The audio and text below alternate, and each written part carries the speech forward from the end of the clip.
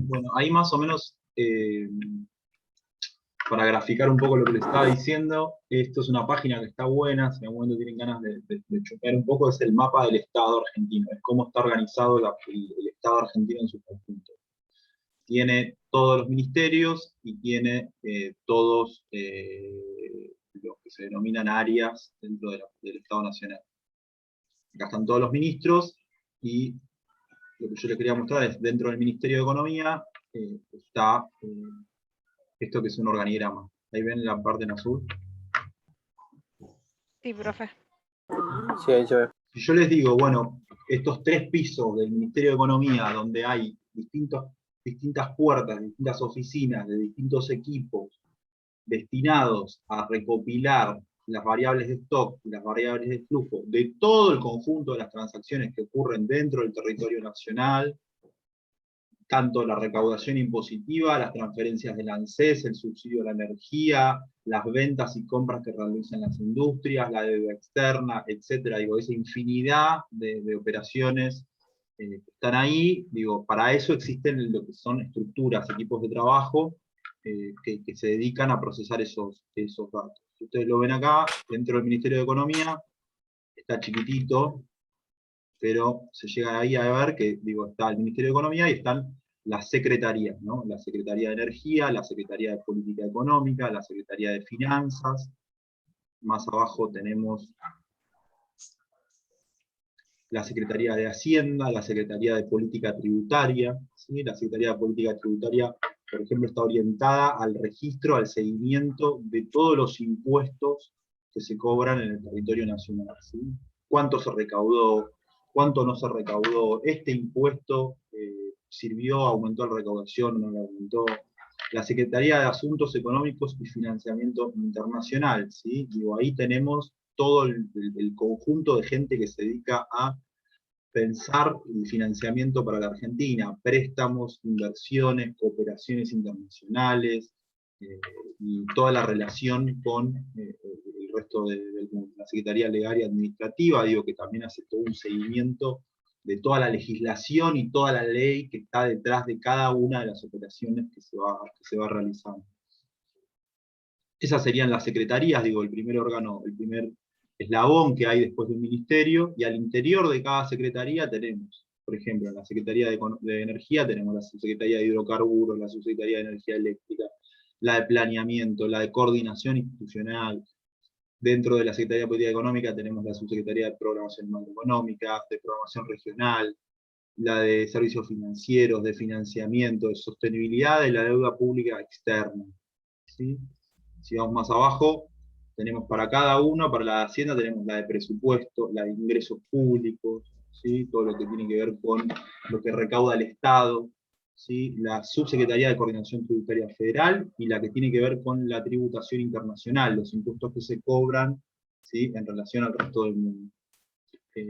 Esto digo para que ustedes lo vean, la dimensión que tiene la estructura que está armada para la recopilación, el procesamiento de todos los datos que le interesa al sistema de cuentas nacionales administrar y almacenar. ¿Se entiende? Nosotros lo vemos desde una perspectiva teórica, pero es importante que ustedes entiendan que esto efectivamente se hace en la práctica y que están todos estos personajes que están acá, que tienen abajo equipos enormes, que están recabando, procesando todos estos datos para poder llegar a algún tipo de análisis. Uno dice, bueno, yo como economista... El autor y la Secretaría de Comercio Interior no está acá. La Secretaría de Comercio Interior depende de la Presidencia de la Nación, ¿no? Ahora. Claro. Yo ahora me acuerdo, por ejemplo, acá en los vídeos, por ejemplo, el que nombraron nuevo a Roberto Feretti. Claro. Que es el encargado de regular los precios. Los precios, exactamente. A veces las secretarías no están necesariamente donde uno cree o deberían estar, ¿no? A veces se cruzan en función también de la política de cada uno del gobierno. Y después cada una de estas secretarías, si ustedes lo ven, por ejemplo la secretaría esta, la de Energía, tiene, más abajo tiene direcciones nacionales, ¿sí? Que van más al fino de cada uno de los temas. Y abajo de las direcciones nacionales tienen direcciones de línea, ¿sí? Por ejemplo, esto tiene la Dirección Nacional y además tiene dos direcciones, una de biocombustibles y otra de inspección y seguridad. O sea, toda esta estructura, digo, que cuando uno también escucha, digo, desde afuera, el estado enorme, obsoleto que tenemos y demás, bueno, cada uno de estos equipos, algunos funcionan mejor, otros peor, tiene una tarea específica en relación al procesamiento de esta información. Por eso es como nosotros decimos, bueno, yo desde economista, desde casa, es inteligible para mí la posibilidad de procesar todos estos datos. No, por supuesto, a vos este equipo, todos estos equipos te entregan informes resumidos, procesamientos de datos, que vos los podés descargar, podés trabajar y hacer algunos análisis. Pero la recolección y la compilación de todos los datos requiere de esta estructura, ¿no? Que son cientos de empleados estatales y de funcionarios que están procesando eso. Básicamente lo compartí para que lo puedan armárselo en la cabeza quiénes son los equipos que procesan estos datos. Volvemos un poquito a lo teórico. Este concepto que estábamos viendo acá, de una situación de cierre y situación de inicio, esos son los balances, ¿sí?, que se hacen de cómo terminó un año en determinada área. Avancemos un poco más. Vamos a pasar esto. Algunos de los conceptos, digo, que están, o de los grandes agrupados, o de los grandes temas que trabaja el sistema de grandes nacionales, del sistema de cuentas nacionales, por ejemplo, está la riqueza nacional de apertura, ¿no? Representa el estado de los activos, los pasivos y el patrimonio de todo el Estado argentino al inicio de un periodo, ¿sí? Y consolida la situación de los sectores institucionales, ¿sí? Cuando hablamos de sectores institucionales, nosotros ya vimos algo de esto, hablamos, por ejemplo, del sector privado no financiero, y hablamos del sector privado financiero. Capaz dentro del sector privado no financiero podemos hacer una segunda subdivisión y hablar, por ejemplo, del sector industrial, del sector de comercio y del sector de producción agropecuaria, ¿sí? Son sectores institucionales. ¿Quiénes componen esos sectores institucionales? Bueno, las empresas que forman y que se dedican a la producción de alguno de esos tres grandes rubros, por ejemplo. El otro concepto que está planteado es el mismo, digo, la riqueza nacional de cierre, busca exactamente lo mismo, conocer el estado de los activos, los pasivos y el patrimonio de todos estos sectores institucionales al cierre de un ejercicio, al cierre de un periodo. La cuenta vinculada a las cuentas corrientes tiene que ver con todo el conjunto de transacciones corrientes de la economía. Esto que hablábamos de decir, bueno, hay determinadas cuentas que están vinculadas a las cuentas de acumulación y otras que tienen que ver con la circulación y el flujo cotidiano, por ejemplo, como dice acá, de producción, de distribución, de redistribución y uso del ingreso, ¿sí? Eso tiene que ver con los pagos de sueldos, para qué utilizan los que cobran sueldos sus sueldos, si lo destinan a ahorros, si lo destinan a consumo, cuál es el conjunto de las transacciones que realizaron los sectores de la producción, ¿sí? Y cómo se distribuyó esa riqueza generada de alguna manera producto de la producción, producto de la economía cotidiana. La producción de bienes y servicios es otro de los grandes temas, tiene que ver con el registro de las actividades de los sistemas institucionales y o de los sectores productivos integrantes. Entonces, lo que pase con la producción de bienes y servicios va a condicionar la riqueza nacional de cierre. ¿Se entiende? Si esa producción de bienes y servicios es de una determinada manera, va a afectar o no a la economía y a la riqueza del país al cierre de un determinado momento. En su función de producción de bienes y servicios, determinando el nivel agregado para toda la economía, ¿sí? Eso permite, digo, la producción de bienes y servicios es lo que tiene que ver con esto, con el producto, ¿sí? ¿Cuál es el producto de un país? Cuando hablamos del producto, ¿qué es lo que produce un país? ¿Sí? ¿Creció, no creció, se produjo más, se produjo menos? ¿Sí? Tanto de bienes como de servicios. Cuando hablamos de producción de bienes, para más concreto, producción agropecuaria, producción de bienes industriales, producción de bienes de consumo, alimentos, bienes envasados y demás. Cuando hablamos de servicios, ¿sí? Hablamos de servicios de logística, ahora hablamos de servicios de distribución, servicios de compra, de venta online, hablamos de servicios de mantenimiento, ¿sí? son distintas áreas y distintas formas de conceptualizar y ir agrupando todo lo que pasa en una economía. Después tenemos otro de los grandes puntos, tiene que ver con la generación, la asignación y la redistribución del ingreso, ¿sí? Entonces, si nosotros pudimos ver recién que hay producción, ¿sí? Cuando hay producción, esa producción genera un ingreso, ¿sí? Tanto un ingreso para aquel que es dueño de la producción, como para aquel que trabaja en la producción y cobra y es retribuido con un salario por esa participación. Entonces, al sistema de cuentas nacionales le interesa saber cuáles son los ingresos que se generaron, ¿sí? Cuál es el sector que tuvo mayores ingresos en términos concretos de dinero, el sector financiero, los trabajadores, el sector de la producción agropecuaria, el sector de la producción de alimentos, el sector de la producción vinculada a la minería, ¿sí? Entonces, el concepto y el agrupado de generación, asignación y distribución del ingreso registra los ingresos y egresos corrientes por rentas y transferencias entre los distintos sectores institucionales, lo que permite determinar el nivel agregado de la economía, la renta generada, el ingreso bruto interno, el ingreso nacional disponible, y qué parte de ese ingreso se va a destinar a ahorro y qué parte de ese ingreso se va a destinar a consumo. Por ejemplo, nosotros sabemos que hay ingresos que son provenientes del trabajo, ¿sí? Y nosotros también sabemos que hay ingresos que son provenientes de la renta, ¿sí? Para poner un ejemplo bien concreto, alguno de nosotros puede tener una casa o un departamento que lo alquila, ¿sí? Y ese alquiler le genera una renta, ¿sí? Una renta mensual. Y además uno tiene su trabajo, ¿no? Entonces, si tenemos que diferenciar ahí, podemos decir, bueno, mi ingreso personal o mi ingreso familiar tiene dos orígenes. Tiene un origen de la renta, de esta propiedad que tengo y que alquilo, y tengo un origen vinculado a mi trabajo y vinculado a la transferencia que me hace mi empleador todos los meses en concepto de salario, ¿sí? Entonces, como ustedes ven, digo, se va abriendo, es una rama que se empieza a abrir, se empieza a abrir, porque bueno, también nos va a interesar saber cuántos ingresos provienen de la renta. En el caso de Argentina, es un país muy rentista, ¿sí? La renta, por ejemplo, vinculada a el alquiler de los campos, ¿sí?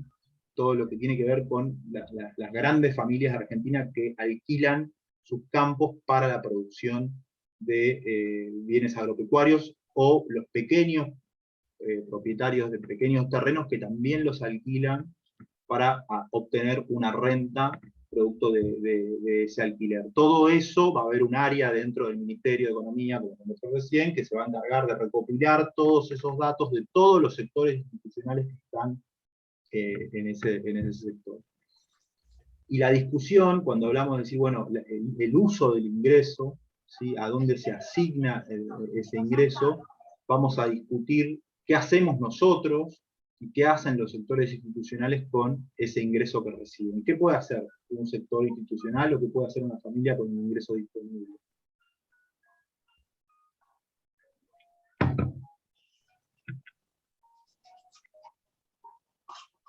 ¿Lo que se les ocurre? ¿Qué hacen ustedes con el ingreso disponible? No mucho. Bueno. Tratamos de distribuirlo de la mejor forma. Bueno, una primera distribución de ese ingreso disponible sería una parte la uso para consumo y otra parte la destino a ahorro. Y podríamos decir que en la mayoría de los casos la parte del ingreso que utilizo para el ahorro es mucho menor que la parte del ingreso que utilizo para el consumo, ¿no? Y una cuarta parte sí podría decirse. Lo podemos entender, ¿no? Eso podemos decir, bueno, el uso del ingreso, ¿qué me dicen con el uso del ingreso? Bueno, ¿cuánto uso para el ahorro y cuánto uso para el consumo? Si lo pensáramos, por ejemplo... O la reinversión también, ¿no? Bien, Sí. bien Ariadna, muy bien. En ese caso... Yo lo tengo en un Excel, por ejemplo, profe. Todo lo que voy a hacer. Sabes exactamente cuánto es tu... cuánto voy a invertir y así lo voy juntando y lo tengo separado. La otra discusión que podemos hacer es decir, bueno, si las familias y los hogares destinan su ingreso en dos grandes grupos, ahorro y consumo, ¿qué hacen los empresarios? ¿Qué hacen los capitalistas? ¿Cómo podemos pensar el uso del ingreso de un empresario o de un capitalista? Acá hay varios que la fugan. ¿Cómo? Acá hay varios que la fugan. Bueno, hay una parte que, por ejemplo, se destina para acumulación en el exterior. ¿Sí? ¿Y cuál sería la otra opción? La reinversión. Invertir. Exacto, la Y inversión, ¿sí? Digo, expandirse. exacto, entonces nosotros ahí podemos decir, che, si nosotros queremos saber el uso del ingreso, podemos sumar el consumo de los hogares, y ese consumo de los hogares se lo podemos sumar a el consumo de las empresas, que el consumo de las empresas es la inversión. ¿Se entiende? ¿Sí? ¿Me siguen? Sí. Y el ahorro... Disculpe, profe, se escucha como... Ahí está. No lo escuché bien. Se escucha como música. Podemos pensar esa extrapolación, digo, podemos decir, che, si el ingreso de los hogares se destina en estos dos grandes grupos, bueno, ¿cómo pensamos el ingreso de las empresas? Bueno, lo mismo, una parte del ingreso de las empresas se destina a consumo. Bueno, ¿cuál es el consumo de las empresas? Bueno, la reinversión, ¿sí? La ampliación, la construcción de nuevas sedes, la compra de vehículos, ¿sí? Contratar nuevo personal, implementar nuevas tecnologías. ¿Sí? Y otra parte es un poco lo que podía decir Hernán, digo, bueno, otra parte se destina a ahorro, ¿sí? Del ingreso generado por Mercado Libre en el periodo fiscal del primer trimestre. Mercado Libre construyó, no sé, 5 nuevos depósitos de distribución, consumo, y tuvo ganancias y ahorro por tantos miles de millones que los invirtió, no sé, en las acciones de tales empresas en el exterior. ¿Sí? Pero el ahorro no sería estéril, por ejemplo, para el Estado. El ahorro. Sí, porque la guita, por ejemplo, el ahorro, el dinero que va al ahorro, no sé, vamos a poner que no está en un banco, que uno lo ahorre en la casa. Es plata que no circula. En el caso del Estado lo podemos pensar desde el punto de vista de las empresas del Estado, por ejemplo. ¿Sí? Porque en el caso del Estado que hace inversión pública, la lógica es una lógica del presupuesto que tiene esa área de gobierno para hacer inversión pública. ¿Sí? Y la inversión pública no le genera al Estado en sí mismo una... ¿Cómo? Yo hablo en el caso de las familias, por ejemplo, las familias, no sé, dedican, no sé, una cuarta parte, como dijo una de las compañeras, al ahorro. Esa no es plata que queda fuera de circulación. Bueno, eso es parte de la discusión del sistema de cuentas nacional. El esquema de macroeconómico lo que te plantea es que el ahorro, la totalidad del ahorro, está disponible para inversión. ¿Qué quiere decir eso? Es un esquema en donde vos el ahorro que generaste lo depositas en un banco y ese banco cuenta con tus ahorros para otorgar créditos que se destinen a la inversión. ¿Sí? Si una empresa no tiene... Al banco. ¿Cómo? En el caso que va al banco, sí, pero en el caso de la persona que dice, bueno, yo lo guardo bajo el colchón, ¿ese no es dinero estéril? ¿Por qué? Sí, en el caso de que si vos le sacás la foto el día 1, que lo manda abajo del colchón, sí. Después puede ser que ese ahorro también se traduzca en lo que podría ser un consumo a mayor escala, la compra de un vehículo, ¿sí? O la compra de una propiedad. Entonces ahí sale de ese concepto de ahorro y se transforma en un consumo más elevado, más grande, más vinculado a la movilización de capital que el consumo del supermercado que vos hacés todos los meses. El problema que tiene una economía donde la gran mayoría de sus trabajadores no tiene la posibilidad de ahorrar es que el consumo se destina en gran parte al consumo de bienes de consumo, ¿sí? y de producción corriente. Lo que está pensado y lo que diseña, digo, los programas económicos de las grandes potencias y demás, es la idea de que vos puedas ahorrar para destinar ese ahorro a un consumo de mayor volumen. Y si vos destinás tu ahorro a un consumo de mayor volumen, ese consumo genera empleo, ese consumo genera construcción, ese consumo genera compra de bolsas de arena, compra de tecnología, compra de autos, todo eso mueve la economía. Bueno, Si vos tenés una economía donde todos los trabajadores destinan todo su dinero al consumo de bienes de consumo corrientes, solo se desarrollan o se desarrollan fundamentalmente las empresas productoras de bienes y servicios, ¿no? Y las bueno, pero empresas Lautaro, productoras de bienes de capital está bien, pierden. pero yo entiendo, lo que vos decís, pero por ejemplo, yo los autos que tuve los saqué con plan de ahorro, porque no tengo la capacidad de juntar, no sé, 2 millones de pesos, no puedo poner 2 millones de pesos uno arriba del otro. Entonces iba, lo sacaba con un plan de ahorro, aunque yo sé que me iba a cobrar intereses, y era la forma, no sé, en 4 o 5 años de sacar el 0 kilómetros. Y con las cajas más o menos pasa lo mismo. Vos tenés créditos que te da el Sí. banco y podés ir pagando una cuota para tener la casa. Bueno, pero esa cuota que vos pagás es un ahorro, de alguna manera. Claro, bueno, pero yo no ¿Se la tengo entiende? en mi Digo, casa. Yo la pongo, es tu pequeño ahorro mensual, ¿sí? Cuando uno dice en la cabeza de uno, che, me voy a meter en un crédito. Bueno, meterse en un crédito es de alguna manera congelar todos los meses una parte de tu ingreso para cubrir esa cuota y de alguna manera consolidar tu ingreso, ¿sí? claro, pero yo lo que voy que ese es un dinero que va directamente al mercado, que no se quedó en mi casa. Está circulante. Bueno, el dinero que le pagó alguien le pagó el auto a la concesionaria, ¿sí? Supongamos que es un banco.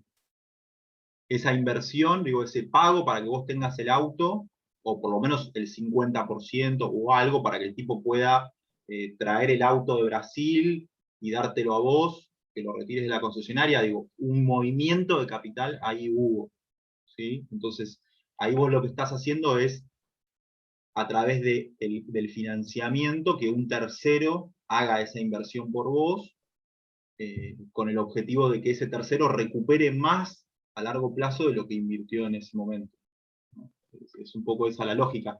Lo que digo es, cuando uno va muy a los esquemas particulares y muy a los casos particulares, es más difícil, digo, salir de vuelta. Entonces digo, si ahí hicimos el ejercicio, ¿no? Vos lo fuiste llevando a un esquema bien particular, yo te digo, mirá que si vos esto lo vas ampliando, te das cuenta de que también es un ahorro y que también eso generó, de alguna manera, una inversión.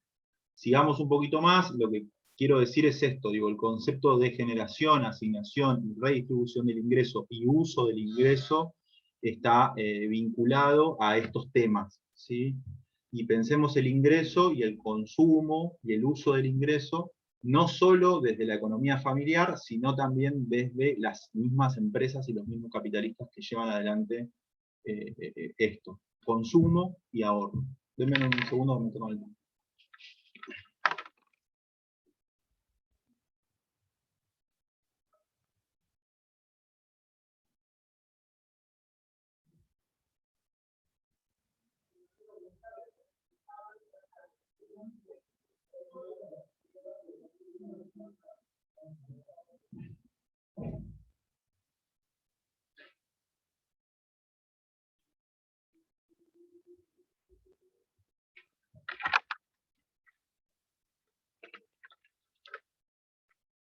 Bueno, ¿se vuelve muy denso todo esto? No, ¿Lo van más o Eh, menos bajando? Es como, yo para mí es un tema disculpa, para mí es un tema re difícil porque nunca jamás en mi vida vi contabilidad. Ujú. Entonces es como que voy de a poco. Bien. Algo va quedando, Lo que sí. yo quiero es que empiecen a consolidar conceptos, ¿sí?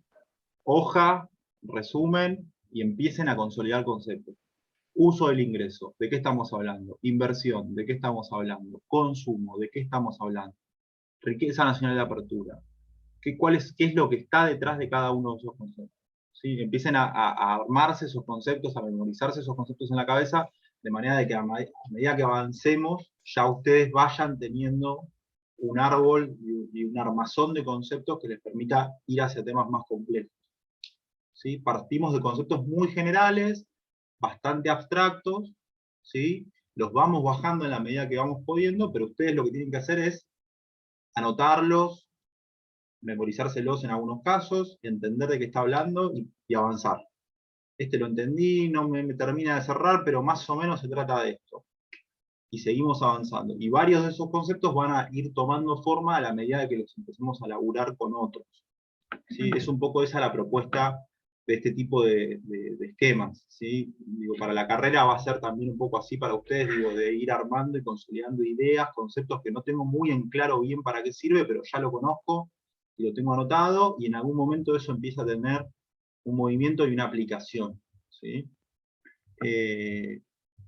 Entonces acá hablamos, por ejemplo, del uso del ingreso. Vamos a registrar, ¿sí?, el ingreso disponible en cada sector institucional y su aplicación al consumo y al ahorro. A nivel consolidado de la economía, muestra el ingreso nacional disponible, el consumo y el ahorro. ¿Sí? Una economía que ahorra poco, una economía que destina todo su ingreso a consumo, ¿sí? Habla de determinado tipo de economía, una economía que logra y tiene mucha capacidad de ahorro, habla de otro tipo de economía. ¿Sí? Las cuentas de acumulación, es un poco lo que hablamos recién, digo, registra, anota, consolida, genera informes, genera planillas sobre las transacciones de capital, ¿sí? La compra de activos fijos, ¿sí? Y las transacciones financieras, ¿sí? De activos o pasivos financieros, de todos los sistemas institucionales, así como también los cambios patrimoniales no debidos a las transacciones, acá ponen el ejemplo de un desastre natural. Entonces, si nosotros hablábamos recién de que parte de ese consumo está destinado, ¿sí?, y se va a utilizar para la inversión, ¿sí?, de capital, la ampliación de una nueva planta de Peugeot en Zárate, ¿sí? Entonces va el presidente, inaugurar la nueva planta de ensamble de Peugeot en Zárate, todos los medios de comunicación, lo que sea. Bueno, ¿qué es eso? Bueno, eso es acumulación de capital, ¿sí? Es consolidación de infraestructura. Y cuando nosotros decimos determinada empresa o determinado sector destinó sus ingresos no a la construcción de una planta de Peugeot en Zárate, sino que la destinó a la compra de bonos del Estado para el cobro de intereses de acá los próximos 10 años, estamos hablando de otra cosa, ¿sí? Estamos hablando de acumulación financiera y no de acumulación de capital. ¿Se entiende la diferencia? Sí, profe. ¿Sí? Sí, sí. Hay países que tienen muchísima Disculpame. capacidad. Sí. Decime, No, Ariel. perdona. Jorge está avisando de que le anda mal y que no se puede conectar. Solo eso. Bueno, Y gracias, perdón. Y por ejemplo, entonces, también sí. los subsidios, Lautaro, por ejemplo, no sé, el gobierno asociado de Bachar anunció que iba a mantener congeladas las tarifas de energía. Eso también fomento al ahorro y al consumo. Busca eso. Busca que ellos te financian esa parte de tu consumo que la ibas a destinar al aumento de tarifas, ¿sí? Te la está pagando el Estado, y quiere de alguna manera que ese dinero que vos ibas a utilizar para cubrir el aumento de tarifas lo destines, ¿sí?, o a otro consumo, como puede ser el consumo de alimentos, o en tal caso lo destines a una pequeña inversión. Sí, o al turismo también. Eso es una forma El turismo está vinculado a la producción de servicios. ¿Sí? Los servicios hoteleros, los servicios gastronómicos, los servicios recreativos, ¿sí? Todo eso está vinculado a la cuenta de producción de servicios. Yo les muestro ahora el esquema, ¿sí? Desde el cual se piensa este sistema, ¿no? Y desde dónde se está pensando este esquemita. Tiene esta forma, no sé si la llegan a ver acá. Sí, se ve. ¿Se ve? Sí, Entonces, sí. tenemos algunos de los conceptos que vimos recién. Tenemos una situación de cierre acá, identificada como riqueza nacional de apertura, una situación de apertura identificada con el número 1. Entonces, nosotros acá, ¿qué es lo que vamos a tener? Un dato, un número, ¿sí? Una determinada riqueza, un producto, ¿sí? De un país en un momento determinado. Y acá en el 2, ¿sí? Lo que sería la riqueza nacional de cierre, vamos a tener otro dato, ¿sí? Que va a tener que ver con el paso del tiempo. Entonces, ese paso del tiempo va a estar, ¿sí? Ordenado por el conjunto de operaciones, ¿sí? Y de datos que vayan ocurriendo en todas estas pequeñas áreas que estuvimos hablando recién. ¿Se entiende? Entonces, nosotros tenemos un dato de apertura, tenemos un montón de variables, ¿sí? Para ir analizando y completando los datos de todas esas variables, procesamos toda esa información y tenemos otro dato, que es la riqueza nacional de cierre, que reflejó, ¿sí? Todo el conjunto de transacciones que ocurrieron, todo el conjunto de flujos que ocurrieron en estos grupos, estos grandes grupos que están planteados acá. ¿Cuáles son estos grandes grupos? Estos grandes grupos, bueno, primero tenemos esta diferencia que hablábamos recién. Che, bueno, hay algo que tiene que ver con lo corriente, que tiene que ver con el movimiento, ¿sí? Con las transacciones, con el flujo. ¿Cuáles son? Bueno, la producción de bienes y servicios hacia el interior, con el exterior, la generación de ingresos, la redistribución del ingreso, el consumo, el ahorro, el uso del ingreso. ¿Qué tenemos además? Che, guarda que hay gente que esto lo consolida, no lo gasta, lo consolida en inversión de capital, lo consolida en inversión financiera. Bueno, esas van a ser variables de acumulación. Entonces, esquemáticamente se arma un poco de esta manera. Y va a tener que ver con la relación que haya entre todos estos esquemas, ¿sí? Lo que de alguna manera va a ir conformando y armando toda esa enorme tabla de datos. Si nosotros lo pensamos como algún esquema de secuencia, podemos decir que el 4, la producción de bienes y servicios, va a generar, ¿sí? El 5, una determinada cantidad de ingreso, ese ingreso se va a redistribuir de una determinada manera, y en el 6 vemos a dónde se destina ese ingreso, ¿sí? Si ese ingreso va a estar distribuido al consumo, va a estar distribuido al ahorro. Y parte de ese ingreso generado, vamos a ver que se consolida en determinadas inversiones, como dice en el número 8, inversiones de capital, y como dice en el número 9, inversiones financieras. ¿Sí? Entonces lo que nosotros estamos haciendo es un recorrido, ¿sí? Lo que pasa es que estas variables que ustedes están viendo acá están constantemente interrelacionadas entre sí. Por eso el concepto que teníamos al principio de la materia, al principio de la clase de hoy, que estábamos diciendo, che, esto es bastante abstracto, decir, bueno, ¿qué es el sistema de cuentas nacionales? Bueno, es el registro sistemático de todos los flujos y stocks de la economía en un esquema integrado, como lo acabamos de ver, coherente, interrelacionado, con cruces múltiples, entre las transacciones y entre las unidades institucionales. ¿Sí? Entonces, volvemos un poco al principio y decimos, che, ¿qué es lo que va a querer hacer el sistema de cuentas nacionales? Lo que va a querer hacer el sistema de cuentas nacionales es consolidar esto. ¿Se entiende? ¿Qué es esto? Bueno, lo que estuvimos viendo recién.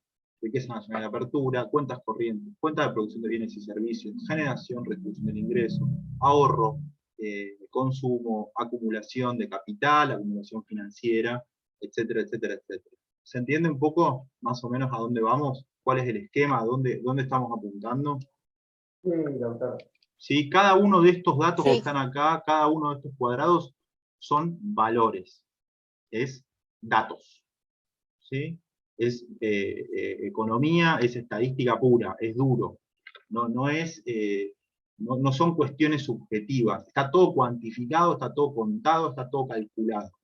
Entonces, atrás de cada uno de estos conceptos, lo que vamos a poner, lo que vamos a cargar nosotros como economistas es un dato. ¿Sí? Lo que nosotros no podemos hacer es cargar mal ese dato. Y tampoco lo que podemos hacer es interpretarlo mal al dato. ¿Sí? Por eso es que está todo el esquema conceptual, y uno dice, bueno, ¿para qué tanta zaraza y tanta explicación conceptual? Bueno, para que vos cuando cargues el dato, lo cargues bien, y que cuando vincules un dato con otro, los vincules bien. ¿Sí? La economía y los economistas están llenos de economistas, periodistas, lo que sea, que lo que hacen es vincular mal la información. ¿Sí? Tienen los datos, sacan los datos, tienen los datos que da el INDEC, tienen los datos que da el Ministerio de Economía, lo que dan las empresas, lo que da la UCA o lo que sea, y el problema que tienen es que no lo saben combinar. O sí lo saben combinar y los combinan mal de manera intencionada. ¿Se entiende? Pero nosotros los economistas necesitamos todo este bagaje conceptual, toda esta definición de lectura, para después llegar a la planilla, y cuando llegamos a la planilla, hacer las cosas bien. ¿Se entiende? Porque no podemos, digo, si no, somos data entry. ¿Sí? No queremos ser data entry. Lo que nosotros queremos hacer es hacer análisis de datos, combinar los datos y sacar una determinada conclusión. Para poder sacar una determinada conclusión necesitamos todo este quilombo conceptual que nos va armando y nos va a ir armando de definiciones para poder procesar bien esa información. Esto lo vamos a ver después. Les muestro algunas conceptualizaciones. Yo hablaba recién de unidades institucionales. Cuando uno habla de unidades institucionales, está tratando de identificar lo que sería la sectorización de la economía. La sectorización se basa en la existencia de unidades institucionales jurídicas o no. Todas las unidades, salvo los hogares, cuya característica es la capacidad de realizar actividades económicas y transacciones con otras unidades institucionales, así como también de ser titulares de bienes e instrumentos financieros, activos y pasivos, cuyo registro puede ser realizado separadamente. Estas unidades institucionales están agrupadas en sectores institucionales que realizan las actividades de producción, distribución, consumo, acumulación. Son titulares de activos y de pasivos, son titulares de riqueza. Por ende, es factible la construcción de cuentas por unidades institucionales y sectores institucionales, que partiendo de un estado patrimonial de apertura del ejercicio, y luego de registrar todos los flujos del periodo, determinen otro estado patrimonial al cierre del mismo. Acá están mencionadas la sectorización de la economía, y lo que le quería mostrar es lo que se denomina establecimientos, o lo que se denomina unidades institucionales. Entonces, ¿qué es lo que nosotros vamos a registrar en última instancia para poder armar esos datos que yo les decía? Vamos a ir a buscar esos datos, por ejemplo, a este listado de establecimientos. ¿Sí? Entonces, vamos a poder decir, por ejemplo, que en el 2016, el sector de producción de bienes, ¿sí?, tuvo una producción de 2.324, son 2.324.427 pesos. ¿Sí? ¿Cómo se compuso, ¿sí?, la producción de bienes en la Argentina en el año 2016? ¿Qué dice esto, por ejemplo? ¿Quién aportó más? No veo los montos, pero agricultura, pesca, explotación de minas, industria manufacturera, suministros y construcción. Y construcción. Entonces, la industria de manufacturas, ¿sí? Entonces, si nosotros tenemos que decir, che, bueno, ¿qué peso tiene en la producción de bienes en Argentina la pesca? Muy bajo. Es marginal, ¿sí? Es un aporte marginal el que hace la pesca a la producción de bienes. ¿Cómo armo el número de 21.981.000 de los establecimientos de pesca? ¿Cómo se construye ese dato para que yo decir y afirmar en una entrevista que me hacen en un medio de comunicación